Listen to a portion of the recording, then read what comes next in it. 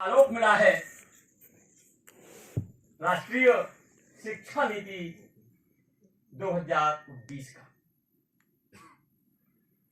माननीय कुलपति जी का स्पष्ट कहना है,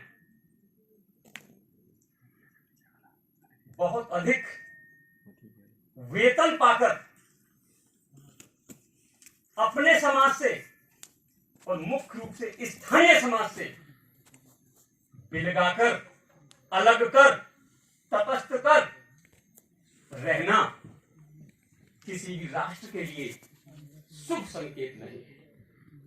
इसीलिए उनका ये नारा है, जो उनके जीवन दर्शन को व्यक्त करता है, कैंपस टू कम्युनिटी, विश्वविद्यालय परिसर से स्थानीय समाज के बीच चले।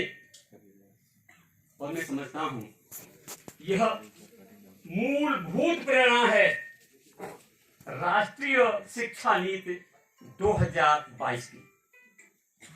उसी के तहत विचार आया कि हम लोग औपचारिकता निभाने के लिए आज के दिन बांग्लादेशियों के उस बलिदान को राष्ट्रीय स्तर पर याद करते हैं, जिन्होंने अपनी भाषाई अस्मिता के लिए निरंकुश पाकिस्तान सरकार की गोलियां अपने सीने पर खाई और अंततः अंतरराष्ट्रीय समाज को विवश कर दिया कि भाषाई अस्मिता स्थानीय स्तर पर अंतरराष्ट्रीय जगत के लिए कितनी महत्वपूर्ण होती है। और सन 1999 में 21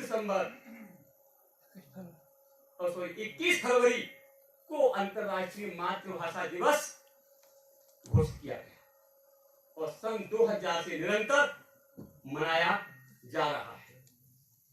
प्रत्येक वर्ष हम देखते हैं पिछले कुछ वर्षों से कि आज के दिन को समारोह पूर्वक मनाने के लिए विश्व स्तर पर थीम अर्थात विषय तय किया जाता है। इस बार का विषय भाषाई बाहुल्य को तकनीकी ज्ञान से जोड़ करके तय किया गया है। हम कल्पना नहीं कर सकते थे कि कभी स्थानीयता भी तकनीक से जुड़ सकती है और उसमें मातृभाषाओं का योगदान हो सकता है। यह एक नई उपलब्धि पूरी दुनिया में स्थानीय भाषाई संदर्भ में हमको आज पूरे विश्व में मूल्यांकित होते हुए अनुभव होगी। उसी कड़ी में हम भी यहां पर एकत्रित हुए। मातृभाषा का व्यक्ति से जो संबंध है, वह संबंध उसकी अपनी सांस्कृतिक विरासत को अपने आप में समेटे हुए होता है। और यह संबंध नाल का संबंध होता है, जिसे कभी चाह करके भी तोड़ा और छोड़ा नहीं जा सकता। जब बच्चा जन्म लेता है मां के गर्भ से, तो एक नाल से उसका जुड़ाव बाह्य जगत में स्पष्ट होता है और वहीं से उसकी मातृभाषा उससे जुड़ जाती है। और यही वह मातृभाषा होती है जिसमें वह स्वप्न देखता है, और जिसमें स्वप्न देखता है उसमें वह अपनी बात जिस गरिमापूर्ण ढंग से, जिस सच्चाई के साथ, जिस ज्ञान की व्यापकता के साथ व्यक्त कर सकता है।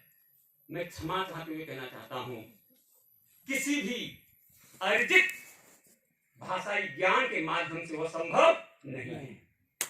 इसलिए आवश्यक हो जाता है कि हम अपनी मातृभाषा समझें, उसका सम्मान करें और अन्य भाषाओं की वर्चस्ववादी संस्कृति को सायास कम से कम करते हुए समाप्त है। प्रेमचंद जी को सब जानते हैं, उनकी बड़ी भारी चिंता थी, हिंदी को लेकर कोई चिंता थी। वह हिंदी जो दुनिया में एक बड़े जनसमूह की मातृभाषा है। उन्होंने कहा था कि हम हिंदी वाले कितने योग्य हों, कितनी ही अच्छी बात कहे, लेकिन अगर अंग्रेजी वाला हमारे सामने आकर के दो वाक्य बोल देता है तो हमारी सारी योग्यता धूमिल हो जाती है और अंग्रेजी वाले की तरफ सब देखने लगते हैं। यह भाषाई वर्चस्व कम होने के बजाय फैलता जा रहा है। वैश्विक परिदृश्य में हम देखें, वैश्वीकरण के नाम पर ग्लोबल विलेज की बात हो रही है, लेकिन हर सप्ताह ये आंकड़े हैं, अनेक भाषाएं दुनिया से लुप्त हो रही हैं, जो बहुत से जनों की मातृभाषाएं हैं, जिनमें वहां की स्थानीय सभ्यता, संस्कृति, जीवन दर्शन, लोकाचार सब सन्निहित है। हमको समझना होगा कि वैश्वीकरण हो, लेकिन वह भाषाई स्तर पर मातृभाषाओं की हत्या के लिए न हो, उनके विलुप्तीकरण के लिए न हो। उन्हें बचाना है, जीवंत रखना है, और इसके लिए राष्ट्रीय शिक्षा नीति 2020 में मूलभूत प्रावधान किए गए हैं। प्रारंभिक शिक्षा 5वीं तक, मुख्य रूप से 8वीं तक भी हो सकती है, ये शिक्षा दी जाए और स्थानीय, क्षेत्रीय और मातृभाषाओं में दी जाए। यह कदम मुझे लगता है उस भारत के लिए जिसका परिचय, जिसकी पहचान गांव के देश से होती है, जिसकी पहचान किसानों के देश से होती है, जिसकी पहचान मजदूरों के देश से होती है, उस देश के लिए बहुत आवश्यक है। कितने बच्चे हैं पढ़ने जाते हैं, लेकिन अंग्रेजी का जैसे ही दबाव आता है समझ नहीं पाते, बढ़ नहीं पाते और अध्ययन को छोड़ देते हैं। शुल्क के रूप में आर्थिक भार उनके लिए असह्य हो जाता है। कॉन्वेंट में जाकर के पढ़ना उनके लिए संभव नहीं होता है। और यह देश जो बहुत पहले पूर्ण शिक्षित हो जाना चाहिए था, आज भी अशिक्षा का दंश झेल रहा है। और जब भारत को सशक्त बनाना है, भारत को आर्थिक शक्ति बनाना है, तब आवश्यक हो जाता है कि प्रत्येक नागरिक इस भारत का शिक्षित हो। और ये शिक्षा कितना महत्वपूर्ण है आप जानते हैं, जानना चाहिए। मैं साहित्य का विद्यार्थी हूं, यहां तो ज्ञान मार्गी भक्ति धारा ही बहुत सशक्त रूप से प्रभावित हुई। डॉक्टर भीमराव अम्बेडकर ने जब भारत का संविधान लिखा, तमाम अनुभव ग्रहण किए और कहा सबसे पहले कुछ करना है तो शिक्षा प्राप्त करनी है, शिक्षित बनो, उसके बाद कुछ करो। लेकिन स्थानीयता को, अपनी स्थानीय भाषा को, अपनी मातृभाषा को शिक्षा के परिदृश्य से निकाल दिया गया, निकाले जाने का प्रयास किया गया और अंग्रेजी को थोपे जाने के तमाम सशक्त सबल प्रयास हुए। और उन प्रयासों की इस तरह की स्थिति बनी कि आज इस देश में, जिस देश में कहा गया निज भाषा उन्नत्य है, सब उन्नति को मूल, यहां पर निज भाषा मेरे लिए सबसे पहले ब्रज भाषा है, जिसको हिंदी भाषा के अंतर्गत एक बोली का रूप मिला हुआ है, मान्यता मिली हुई है। यहाँ के समाज को मगही अपनी निज भाषा लगती है, होनी चाहिए। तो जब ये निज भाषा की बात कह दी गई भारतीय के द्वारा पराधीन भारत में, और उनको विडंबना देखिए, हिंदी साहित्य के जगत में उनको आधुनिक साहित्य का क्रोधा माना जाता है, लेकिन उनकी बात को नव जागरण के संदर्भ में बड़े बड़े मंचों से बड़े बड़े विद्वान उल्लेखित करते हैं, लेकिन वह अंग्रेजी में, ऐसी भाषा में जिसको निज भाषा पर गर्व करने वाला गरीब समाज समझ ही नहीं पाता है। यह विडंबना है, इस विडंबना को तोड़ना होगा। हमको बिल्कुल अधिकार नहीं है कि हम आधुनिकता के संदर्भ में भारतेंद्र बाबू हरिश्चंद्र का गुणगान करें, और उन्होंने जो सूत्र दिया, उस सूत्र को दूर दूर दूर तक स्वीकार करना तो छोड़िए, उस पर दस्त भी निकाले। समय आ गया है हमें अपनी राष्ट्रीयता को स्थानीयता के साथ समन्वित करके इस राष्ट्र को सशक्त बनाना है। डॉक्टर भीमराव अम्बेडकर के उस स्वप्न को पूरा करना है जिसके तहत उन्होंने भारत के संविधान में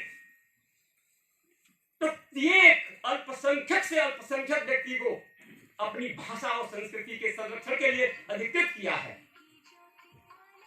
सबको समान रूप से जीवन जीने के अवसर देने की बात कही गई है, और वो तभी हो सकती है, भाषा कोई भी हो, लेकिन प्रत्येक भाषा में शिक्षा का अवसर इस देश के प्रत्येक नागरिक को मिलना चाहिए, और यह सुनिश्चित करना चाहिए। मैं समझता हूं इस दिशा में पहल शुरू हो गई है, और बहुत अच्छी बात है कि हमारे माननीय कुलपति महोदय इस दिशा में बहुत गंभीरता से सोच रहे। आज हमारे सामने बहुत सारे विकल्प हैं शिक्षा प्राप्त करने के। उन विकल्पों पर विचार करते हुए हमें अपनी मातृभाषाओं को सम्मान देना है, और हम सम्मान देने जा रहे हैं इस स्थूल रूप में, केवल बातों में ही नहीं, कह करके ही नहीं, सुना करके ही नहीं। मगही के 5 वरिष्ठ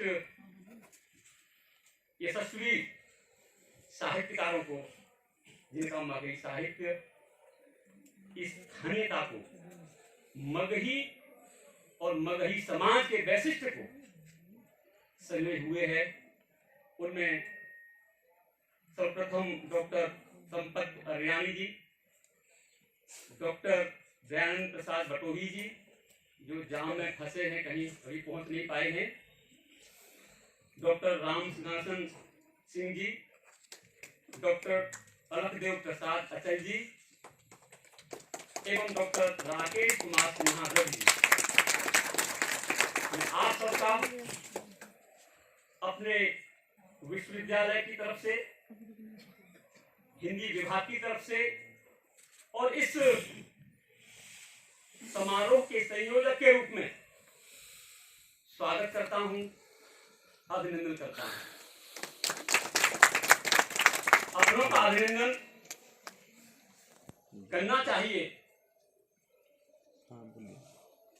इसलिए नहीं बल्कि उनकी महानता के आधार पर, उनकी दृष्टि की व्यापकता के आधार पर हमें बहुत शिद्दत से सम्मान करना चाहिए। मैं इस दृष्टि से सोचते हुए अपने विश्वविद्यालय के माननीय यशस्वी कुलपति महोदय का सम्मान करता हूं, अभिनंदन करता हूं कि उन्होंने हमें इस कार्यक्रम को करने के लिए आज से अब पर दिशा निर्देश देते हुए इस आयोजन को करने के लिए प्रेरित किया। मैं ऐसे अपने माननीय कुलपति जी का स्वागत करता हूं। आदरणीय कुलसचिव महोदय बैठे हुए हैं, समय से पहले आ गए थे, और ढेर सारी चिंताएं। आप कर्नल हैं, सेवानिवृत्त, लेकिन अकादमिक जगत की चिंताएं जिस तरह से वो जीते हैं, मेरे बहुत से साथियों ने देखा होगा कि यहाँ पर बराबर हम लोग बैठे नहीं थे, हम खड़े होकर के चर्चा कर रहे थे। उनकी अपनी चिंताएं हैं, समाज को किस तरह से हम स्थानीयता के साथ वैश्विक पटल पर स्थापित कर सकते हैं, ये चिंता उनकी है। ऐसे सक्षम कुल सचिव महोदय का मैं हृदय से स्वागत करता हूँ। नाम लेना संभव नहीं है और बहुत लंबी श्रृंखला हो जाएगी, आप सब बुद्धिजीवी हैं। मैं उन सभी का यहाँ पर एक बार पुनः स्वागत करता हूँ जो इस कार्यक्रम में अपनी उपस्थिति दर्ज करा के इस कार्यक्रम को संपन्न कराने के लिए कृपा किए हैं। इन शब्दों के साथ मैं अपने इस स्वागत संबोधन को विराम देता हूँ। बहुत बहुत